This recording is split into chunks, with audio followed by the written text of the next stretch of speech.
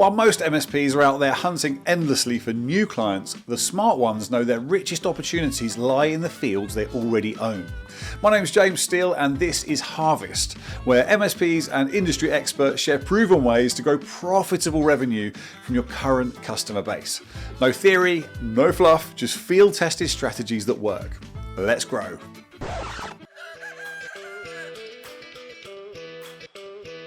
We went from, top shelf Cisco equipment as an example, which took our one tier 3 engineer to be able to scope it because they were that high and that certified and all that other stuff. We're like, well, let's just dumb that back down to some next gen equipment that's still equally as capable, but not as fancy.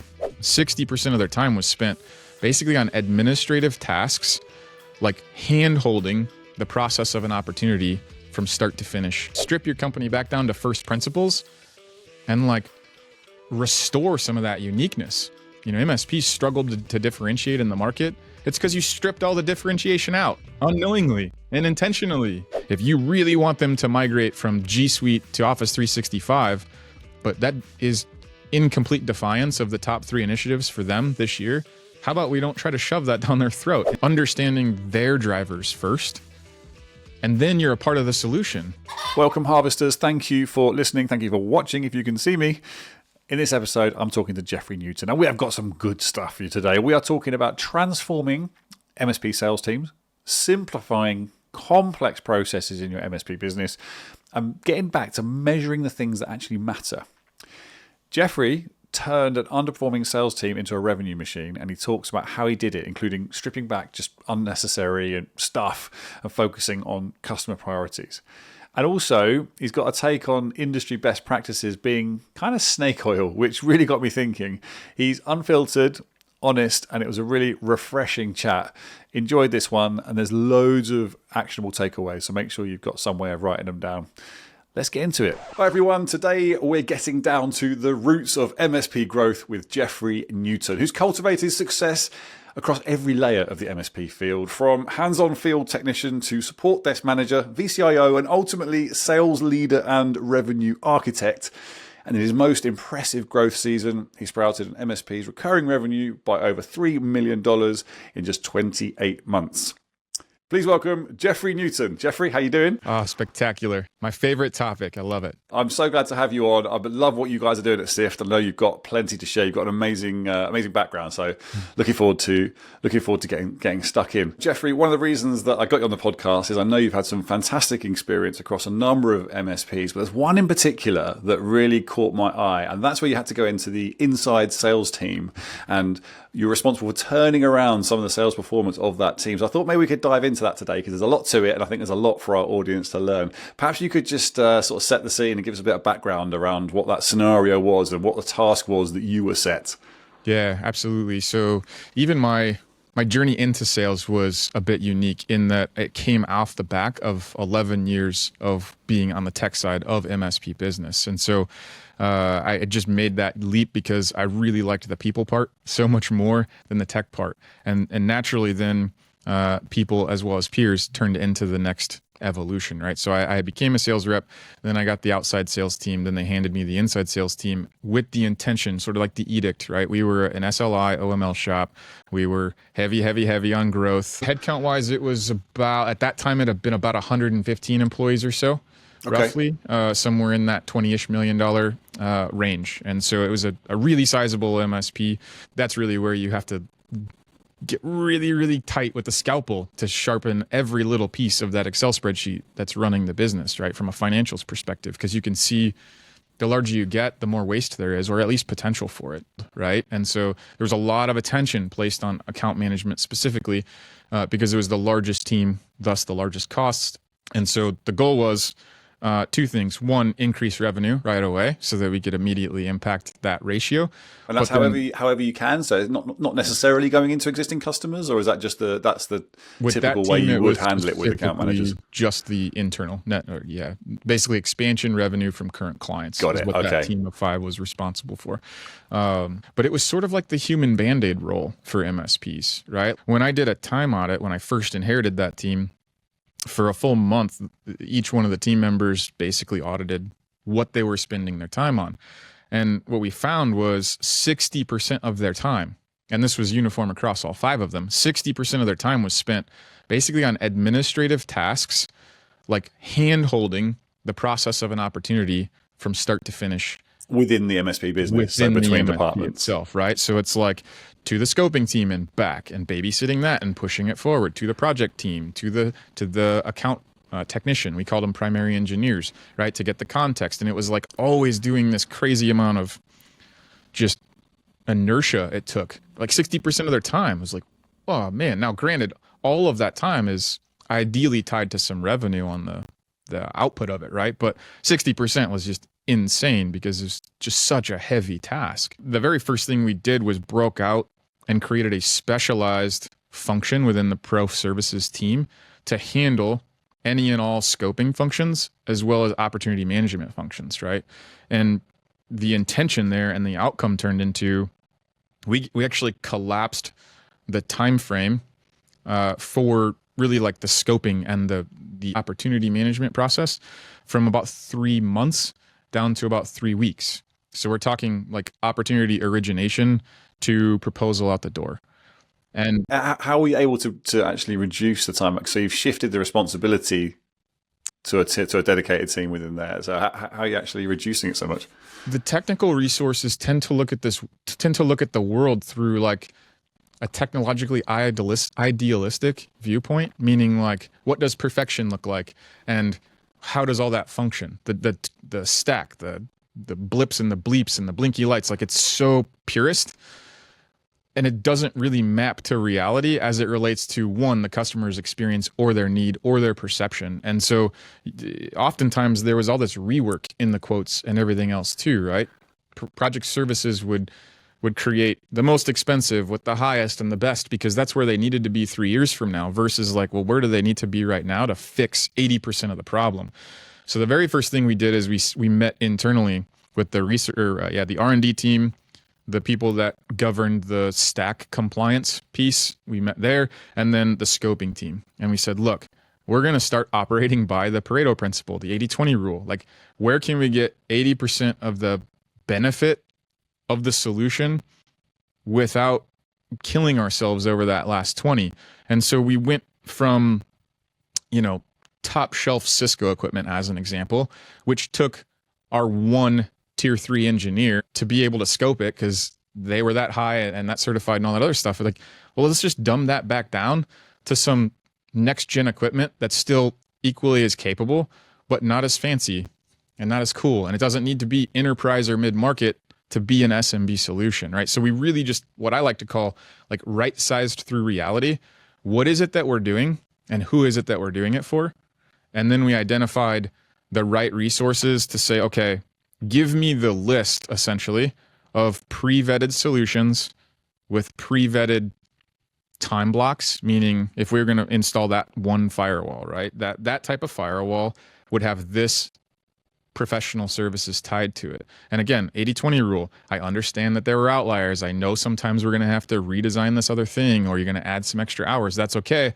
Like there's plenty of opportunity for contingency planning, but not to the detriment of adding 2.5 months to the quoting and proposal process, right? So you've taken something that was almost completely bespoke and you've standardized and you've almost kind of productized even the time component, so which makes it easy to talk to customers about. Yeah, because I think the other gap that MSPs have is like there's sort of worst case scenario planners, especially when you're thinking through the lens of like scoping and stuff. Like, well, what about this and what about that? And you end up with all this bloat and all this senselessness trying to manage to the outliers. And the other part was we pre-decided together in a room by committee, how many hours does it take to deploy this firewall as an example, right? And if they needed site-to-site VPN, then how long does that take? And so it was really productizing, to your point, or creating a menu of services that standardized an 80-20 rule. And from that point, one, we could quote stuff faster. Two, we could provide budgetary numbers before we even needed to go to a quote faster, because there was so much like rework and just waste. A clear example is like, well, if it took 3 months to go from really origination to proposal, think about deal registrations and quote timelines. Like by the time we actually proposed the thing that was scoped, we had to go back to our vendors and get new pricing and then go back to our clients and give them new pricing. Like the whole thing was just so frustrating because no one had really sat over top of all of it and looked at it holistically and said, what are we trying to do? What's the most efficient way to do it? And then understanding sales psychology and process was like, now we just streamline ourselves to be efficient and effective and not constantly worrying about edge cases. This is brilliant. I think you can apply it to so many things. I mean, that simplification, that idea of standardization is powerful across the board. But this is brilliant. So this is step one essentially of making sure that your account managers actually have some bandwidth back. So you've got to this stage where the rest of the business is, so you've kind of moved some of that responsibility to the team, and now you're going back to your account manager and saying, look guys, guess what? I've freed up X% of your time. Right. Yeah. So now that we've solved sort of the macro level time management and time blocking component, and then I had a clear list of like, here's basically the 16 functions that account managers have in the organization. Then it was like, okay, well, of the things that you're doing, are you doing this because of osmosis? Like the company is just trained behaviorally. Like 16 functions sounds like an awful lot to me, I have to say. So how do you focus them back on actually revenue generating tasks? How do you go about generating the new opportunities? That's really where it got exciting, because that's ultimately where we started to see the crazy upside results, right? Was, okay, now that we have some of this time back, we're going to reallocate that time that we were using wastefully managing this abysmal process of opportunity management and saying like, this is what at that time, it was a quarterly business review is what they were called. We pivoted that to a strategic business review. We looked across our client base. We came up with, I designed what I ended up calling a client complexity score, right? Because not all clients are created equal. And so we looked at our current client base. We came up with a quantifiable way to stack rank our clients based on need. And by need, I'm going back to communication, expectations, touch points, and just cadence of need, right? And it was a 10-question survey. So one of the first things we did was, no one knew the clients better than the account managers. So the account managers went in and answered this 10-question survey that had a weighted output, right? To figure out basically on a scale of 0 to 100, where was our book of business? Because we were managing, it's probably 250 clients. That's just the complexity side. That's not necessarily giving you a picture of, okay, the profitability or opportunity there. It's just kind of what is the overhead of working with this company. Yeah, because what I was trying to do was to figure out, okay, are we spending the same amount of time on all clients just because that's what the process says to do? Or are we intentionally telling our time where to go so that we can peg that to the anticipated outcome, right? Okay. Because there were a handful of behaviors and things that were leading indicators of revenue. And a strategic business review was one of them. But then, again, this is another pitfall, so maybe dropping a nugget there is like, if your account managers are going out and trying to have conversations with your clients, and they had an agenda, they had everything prepped, they were ready to roll and have this amazing conversation, they show up and they have no other conversation than talking about why Sally's computer at the front desk is broken for the 17th time in 3 weeks.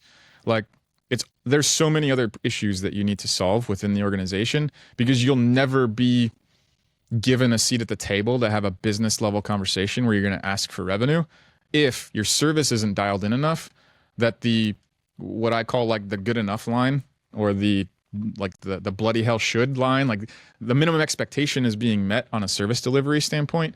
You can't go beyond that if you're not already delivering at that level. And so, like, wise words. Yeah, that's one great. thing I would say is like, don't bother wasting the time forcing your account managers or whatever title you have going out trying to farm your clients for additional stuff if your current service delivery isn't sound. Right. And so that's really the underlying thing about this complexity score for me, was saying, of the other 200 accounts that need to be assigned, like, how can I properly set my account manager up for success so that I know there's enough bandwidth to do the activities that are necessary to drive the revenue that I knew could be pulled out of it.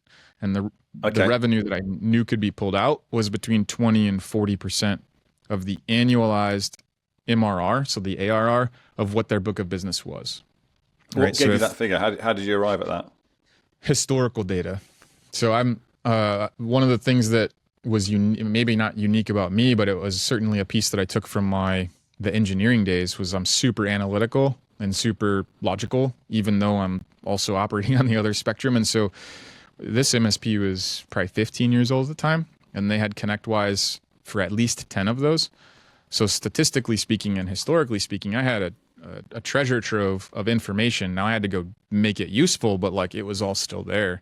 And I was really able to extract it and learn how the hell pivot tables worked and just slice it and dice it and move the data that I had available so many different ways to sort of like I like to call it like turning the Rubik's Cube, right? Like figuring out what to do and how to do it such that we could turn our organization from a slot machine into a vending machine, right? Were you kind of were you looking at the potential opportunity there based on the services they weren't taking, or was it a case of, okay, I can see that customers similar to this profile perhaps have spent a certain amount over a certain duration, or like how did you sort of get to that? 'Cause that's a really interesting area, like the potential within your base.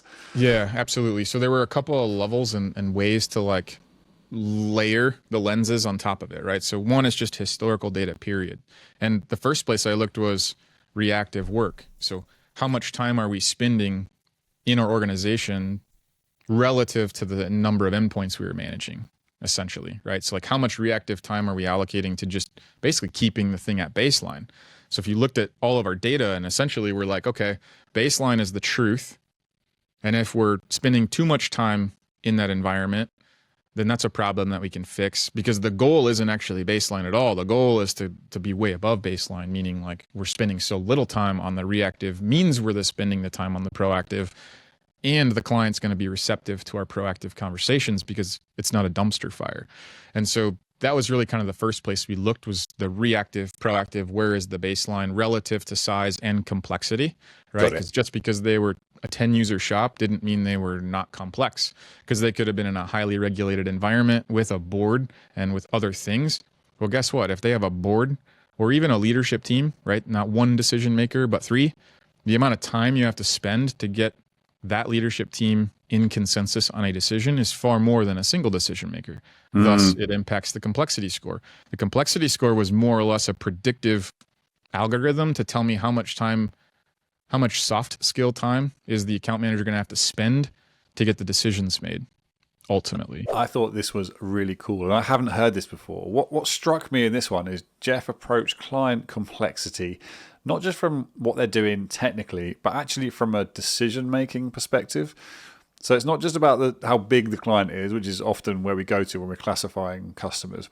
It's about understanding how they operate and how they actually make decisions. That's so important.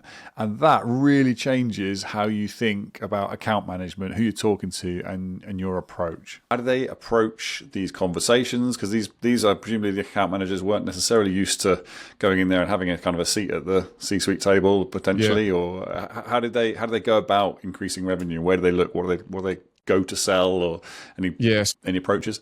The initial thing, like the core deliverable, was intentionally having strategic business reviews. Now, one of the reasons we changed quarterly business review to strategic business review was the complexity score showed us that time is an illusion and things shouldn't be as time bound, because not all things are equal, right? The highest complexity, a high growth company, big or small, is operating on a time schedule that doesn't match a low growth or a declining company, right? And quarterly is not good enough for high growth. And so like there were clients on those lists where we were having in-person meetings almost at a board level on a bi-weekly basis, like normal. Wow. Right? Yeah. And so, but also we were in a constant state of, here's a quote, here's a project, you're moving offices, you're expanding this one, you're doing that, right? So that like the nature of the work was so much more fast-paced.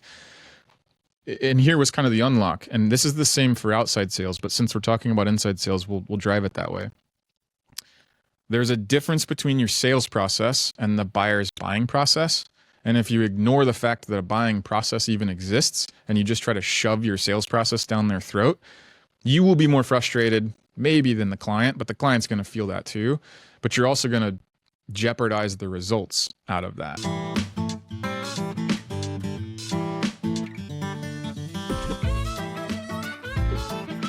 This episode is sponsored by Sales Builder, where I work. I really wanted to tell you about us because I see so many MSP sales teams buried in admin instead of talking to customers and building relationships. We help you automate your sales process with standardized product catalogs and professional proposals. Our service matrix, or the white space module, that's the bit that shows you visually where the opportunities are in your customer base, from service gaps to upcoming renewals. Everything links directly with your PSA and, of course, your distributors. If you'd like to free up your sales team's time and spot more revenue opportunities, simply connect with me on LinkedIn or head to salesbuilder.com. Let's get back to it. Any advice around best practices when you're having those conversations? Yeah, I mean, one of the most effective questions that we had was going in. Generally, there was a whiteboard in the room, right? And they never expected this, which is one of the reasons we did it for a pattern interrupt. But it was hand them the marker to the whiteboard and ask them to get up and go write down what are the top 3 initiatives for your business this year in 2024 as it sits, right? And write them there because, one, if what you're going to try to offer them doesn't align with those things anyway, then you don't have a priority and you don't have executive buy-in and you won't have a sale. And it also is just going to be frustrating as hell for your client. And so understanding their drivers first, and then you're a part of the solution. Like, you don't have to convince them that achieving goal number 2, either faster or more effectively or more efficiently or earlier or cheaper, is like a better thing for their business. They're already bought into it because themselves or their executive team is already aligning their whole organization towards those 3 goals on the whiteboard. And so if you really want them to migrate from G Suite to Office 365, but that is in complete defiance of the top 3 initiatives for them this year, how about we don't try to shove that down their throat? Instead, figure out, okay, of the items 1, 2, and 3, maybe replacing their entire infrastructure aligns with numbers 1 and 2 right away. And now you position the conversation that way. I mean, this could well be the most simple to implement change in your business that you're going to hear on this show. I don't know. I can imagine there are customers everywhere that have to sit through QBRs where it's technical updates and project statuses that they probably don't understand in its entirety, possibly don't care about that much. And honestly, Jeff's approach of having the client write their priorities on this board, so simple, just completely flips the dynamic. I love it. And it immediately makes the conversation about their business and not your services. Can I ask you, that's interesting. So it makes total sense to me. And I love the way you set the tone in those meetings. In terms of things like cybersecurity, which is not one of those topics that I love to harp on about, but I do think it's important here. So there's opportunities there where perhaps that wouldn't be linked to the top 3, or it's kind of quite a distant relation to what they will have put on the board. Do you go in there and there's a section where you're sort of talking about, okay, well, we do think there's some basics there you need to be doing, or how do you approach those other things that you know about that you really think they should be using, but that perhaps they haven't mentioned? Yeah, no, that's a great question. I think I haven't really thought about it this way, but this is the way that the answer is coming to me because of the way we framed the interactions. Was probably extracted from my project management days. Was when evaluating a priority, one of the most important things that you have to figure out is where are the risks, right? And what are the risks that will take us off track or prevent us from doing this thing? So in that scenario, the way that we would kind of do that is, okay, here's the marker, go write these 3 things on the whiteboard. Great, we've got them there. They're right there. We can touch them together. Okay, we kind of navigated that. Well, now you can draw one big circle around all 3 and write the word risk on the outside of that circle and say, now we'll have a risk conversation. Like, what is and are the real-time, real-world risks that will derail any one of these 3 priorities? Sometimes it was all of them, right? Sometimes it was none of them, doubtful. Like in most cases, generally the only time you'd have that is where it really was like a regulated healthcare, as an example, right? HIPAA is the toothless beast, meaning it's a trust and never verify for the most part. And so like they were more about checking boxes and pencil whipping stuff than actually reducing risk in their business. Right, wrong, or indifferent, you could at least have the conversation and offer the solutions and try to help them understand that if you really want to get 1, 2, or 3 done, like here is a real world risk that you need to account for. And when you started doing it like that, again, they saw the addition or introduction of net new security solutions into their environment through a different lens. All we did was change the frame, right? Is like, this isn't about me selling you MFA or whatever, right? Dark web monitoring, any of that stuff. that's just the solution. It's the tool. It's the flashy widget. It's the thing that I care about as an MSP and you don't care about as your business because you're trying to figure out how to open the new clinic or add an operatory or something. But when you instead say, well, what would happen if you don't get these 3 operatories opened in 2024? Like, what financial impact does that have for you on 2025? Okay, get that answer. So let me ask you this question. What would happen if all 15 operatories were down for 43 hours due to a compromise, right? Like, what's the impact there? Well, how would that happen? Now you've opened the door to like them trying to ensure they're protecting their own interests, and you deliver a solution that says, look, this is the best case scenario to try to keep that situation, that version of reality, to not exist.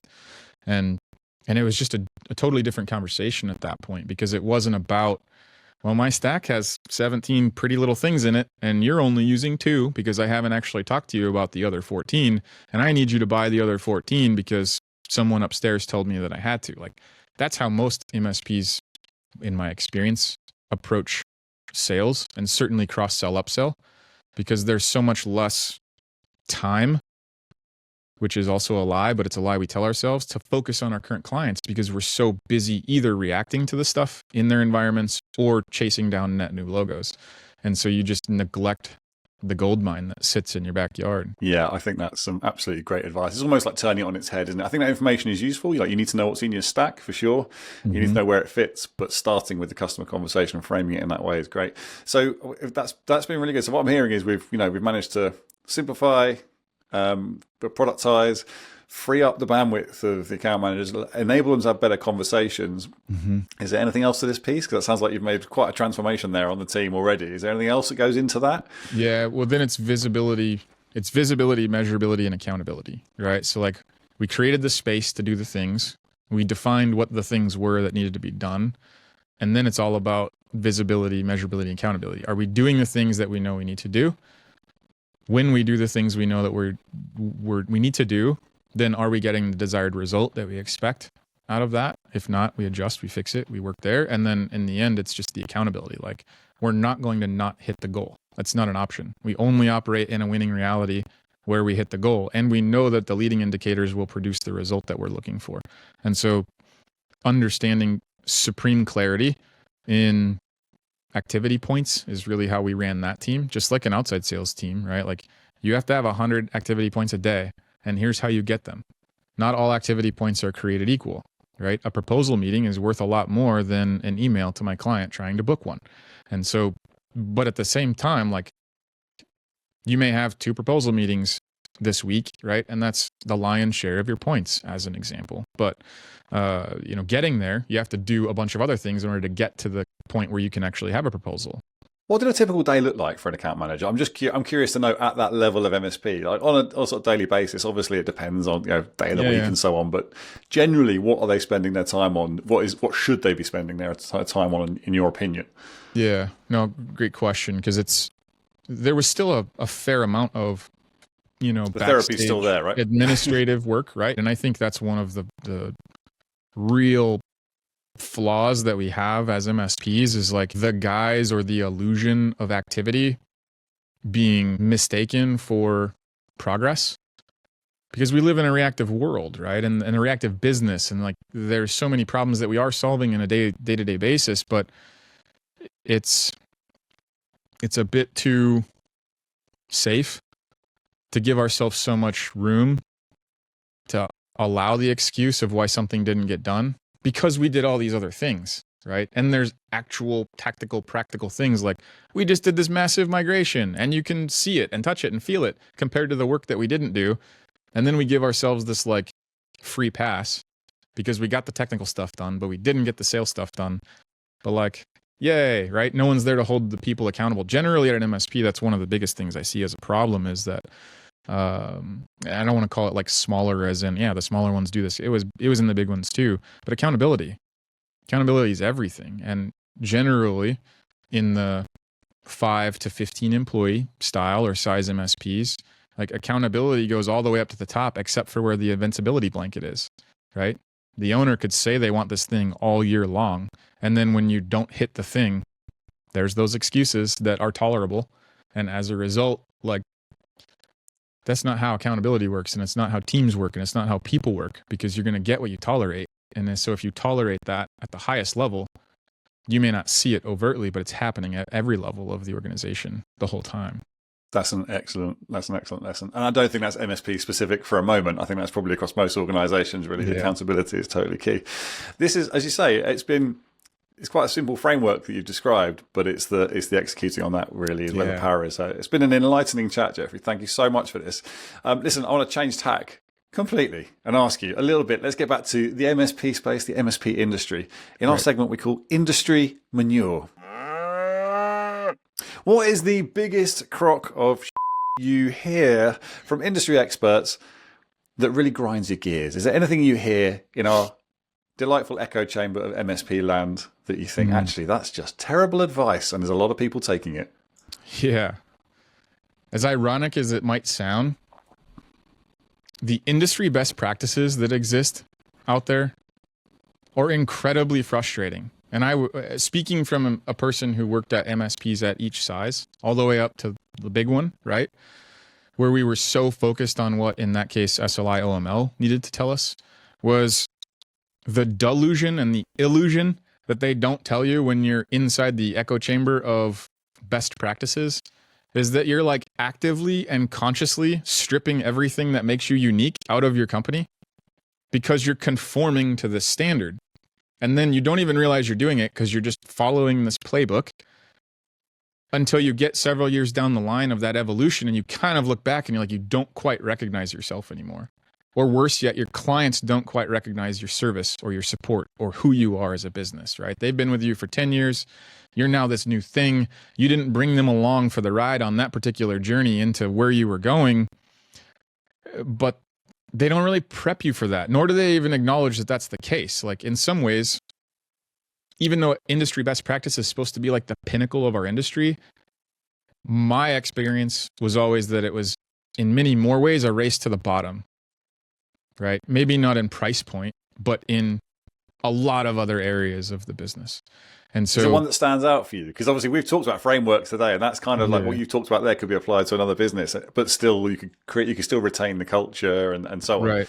So I have to kind of grill you a little bit on that then. Yeah. So is there one example you can think of? Yeah. Again, I was fortunate. Five MSPs, 7 different times. So I experienced a lot of different kinds of MSP at different MSPs at different levels. I was on leadership teams for probably 13 of those 18 years. And so I got to see a lot of the whole, hey, we got to solve this problem stuff. So I experienced SLI, OML, multiple times, different MSPs. I experienced, it's not really MSP related, but like traction, right? EOS as an operating system, done well and done terribly. I experienced C-level operations, their methodology and best practices, and also true methods. So like, of the core, right, the different names that are out there, I kind of had experience with them all. There's others probably too, but those were the big ones. Okay, so at this point in the episode, Jeffrey, what we'll do is ask you the question from our last guest, who was the illustrious Nigel Moore from the Tech Tribe. And his question to the next guest